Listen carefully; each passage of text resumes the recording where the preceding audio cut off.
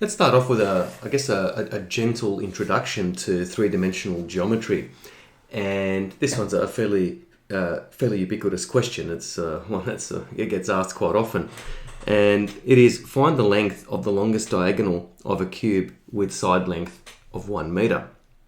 And then part B is find the angle formed between the longest diagonal and the base of this cube. So I've drawn a quick sketch of the cube, okay, and let's have a look at part A. So the length of the longest diagonal. So if you can imagine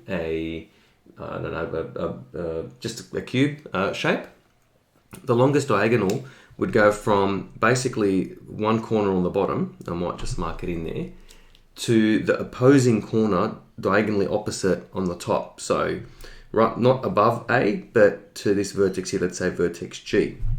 Okay, and it's like the question would be, or it could be changed in that what would be the longest, for example, the longest ruler that could fit inside this cube. If I wanted to word it slightly differently, but with the same answer. Okay, so I might just draw in the diagonal. So okay, so this is the longest diagonal. So that's inside the cube. Okay, and we want the length of that. We also want its angle as well. So find the angle formed between that diagonal, the longest diagonal, and the base of this cube. So what we're doing is we're going to form basically a right angle triangle. Of course, sort of why we've got a cube. All edges are 90 degrees to each other, or all adjacent edges are. So what we want is we're going to form a right angle triangle. I'm just going to draw this in there. And the base of this right angle triangle is actually sits on the base of this cube, okay? And so you end up with a right angle triangle that kind of sits sort of inside, sort of inside this cube, okay? And sort of on an angle there. And so what we also want this angle here, okay? Let's call that angle theta. So I guess before we go any further, we need to think about a strategy here that we can use, okay? We know what we want to find now. We're able to visualize it, so I think that's very important too, especially when the diagram's not given. This is probably, I think, like bearings, I could even say this one's probably even maybe harder than bearings actually, but then, that's just an opinion. Either way, if a diagram's not given, these questions can be quite tricky. Okay, and takes quite a lot of thinking to kind of decipher what the question's about, and also be able to draw the diagram from the information given in the question. So I guess giving you a hint to aid your study, what you should be focusing on is drawing the diagram. Okay, it doesn't have to be the neatest diagram, but something at least clear enough, large enough that you can see the detail. Now what we're going to do is we're going to break this problem into really a series of two-dimensional problems, aren't we? So we need to find length AC. We need to also use GC, which is given, which is 1 meter, to then find AG. Okay, so if we break this up, and I guess I'm going to take this triangle that I've drawn here in black. So I might just draw it here. So we're relating really a set of triangles together, okay? I might just make a point here that this is also a right angle there, so on the base of this cube as well, okay? So this is triangle ACG. AG is the longest diagonal, okay? There's a right angle there. We know that GC is 1 meter. AC, we don't know what that is. Let's call that X. But in order to find X, so this is X here, in order to find X, we need to use triangle ABC. So think of it really as a set of interconnecting triangles, but in 3 dimensions. So some triangles are sitting vertically, some triangles are sitting horizontally, okay? So kind of like a connection with common edges, all right? And that's the 3-dimensional aspect of it, right? So the orientation of the triangles, some are laying flat, some are vertical, and some are angled in different ways. The other triangle we need is ABC. Okay, so I might just draw that in there. So in fact, okay, so that's A, B, and C.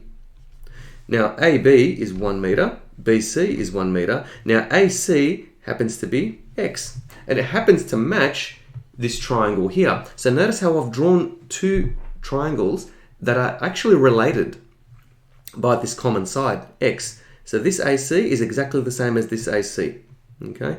Imagine I could put the triangles and lay them flat like a net, right? So one triangle's like that, and imagine I could lay them flat. So, and flat on the table, and this is really the common edge, isn't it? Okay, so let's find x. Okay, now using Pythagoras Theorem, so by Pythagoras Theorem,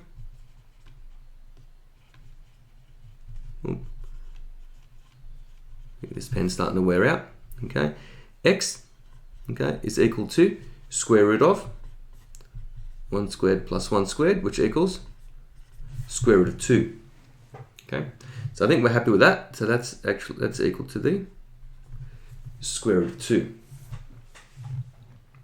Okay, I might just mark it in this diagram here as well. There's our square root of 2.